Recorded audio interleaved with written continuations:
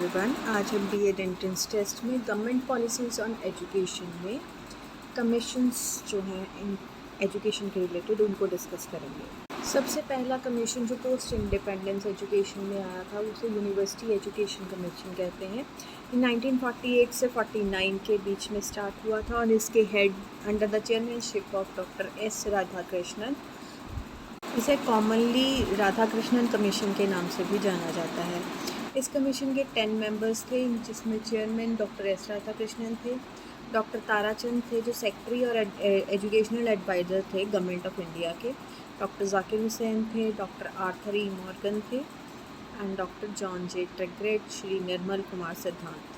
इस कमीशन का major motive था कि यूनिवर्सिटी एजुकेशन को कैसे प्रमोट करना चाहिए, इसीलिए इसको यूनिवर्सिटी एजुकेशन कमीशन के नाम से जाना जाता है। मेजर एम इसका था कि स्टूडेंट्स को ये टीच करना कि लाइफ का मीनिंग क्या है, उन्हें डेमोक्रेसी के लिए ट्रेन करना, उन्हें अपनी कल्चर हेरिटेज से एक्वेंट करवाना और ये समझाना कि एजुकेशन एक लाइफ लॉन्ग प्रोसेस है।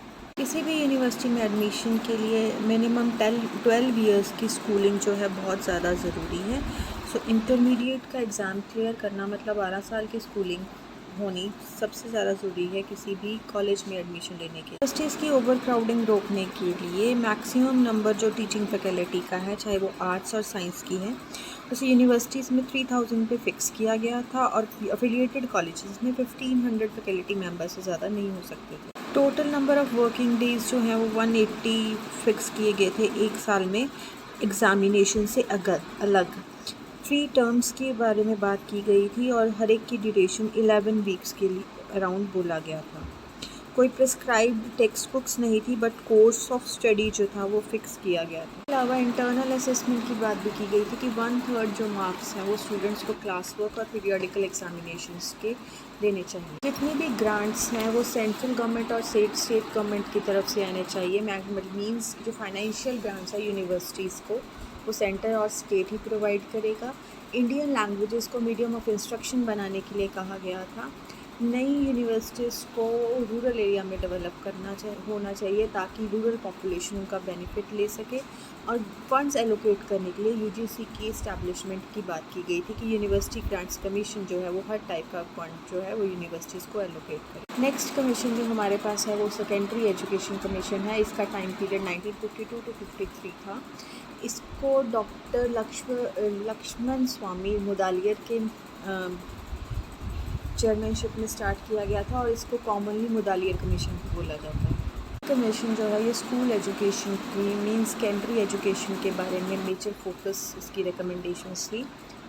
एजुकेशन कमीशन का जो मेन एम था वो डेवलपमेंट था डेमोक्रेटिक सिटीजनशिप का, वोकेशनल एफिशिएंसी को इम्प्रूव करना, लीडरशिप की क्वालिटी डेवलप करना और बच्चे की ओवरऑल पर्सनालिटी डेवलपमेंट का काम करना। कमीशन ने जो एजुकेशन है वो बच्चों की एज वाइज इसे डिवाइड किया था। 11 से 17 साल के स्टूडेंट्स के लिए इसको 2 पार्ट्स में डिवाइड किया गया था। फर्स्ट है जूनियर हाई स्कूल स्टेज जो पहले 3 साल की थी, और हाई स्कूल स्टेज 2 पार्ट में 4 साल की हुई थी। इसमें उन्होंने कहा था कि मल्टीपर्पज़ स्कूल खोलने चाहिए जिसमें बच्चे जिनका अलग अलग फील्ड्स में जो इंटरेस्ट है उसके अकॉर्डिंगली एजुकेशन ले सकें, और वोकेशनल एफिशिएंसी इनकी इम्प्रूव हो ताकि हर बच्चा जो अपनी एजुकेशन कंप्लीट कर रहा है सेकेंडरी एजुकेशन वो अपनी कोई वोकेशन चूज़ कर सके जिससे कि वो अपनी लाइवलीहुड अर्न कर सके। करेक्टर फॉर्मेशन के ऊपर भी इस कमीशन ने बहुत ज़्यादा जोर दिया था। जो मदर टंग और या स्टेट लैंग्वेज है उसे मीडियम ऑफ इंस्ट्रक्शन बनाना चाहिए, और एटलीस्ट 35 आवर्स जो हैं वो डिवोट करने चाहिए टीचिंग को हर हफ्ते, और 200 डेज़ के अराउंड जो स्कूल है वो ओपन होना चाहिए। नेक्स्ट जो कमीशन इस्टेब्लिश किया गया था that is Indian education commission 1964 to 66 under the chairmanship of Daulat Singh Kothari, और उन्हीं के नाम से इसका कमीशन का नाम कोठारी कमीशन भी पड़ गया।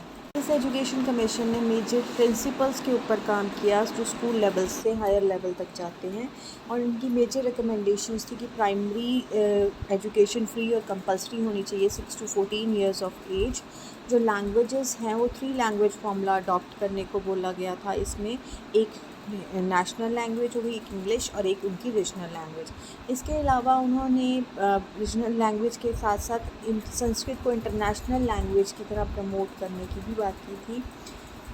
एजुकेशन कमीशन ने गर्ल्स की एजुकेशन के ऊपर फोकस करने के लिए कहा गया था। इस गर्ल्स की एजुकेशन के साथ educational backward classes, tribal people और फिजिकली मेंटली जो चैलेंज चिल्ड्रन है उनकी एजुकेशन की भी बात कही गई। कमीशन ने ये भी कहा था कि मैथ्स और साइंस को इम्पॉर्टेंटली हर एजुकेशन जो है इंटीग्रल पार्ट बनाना चाहिए, इसको अलग नहीं कर सकते।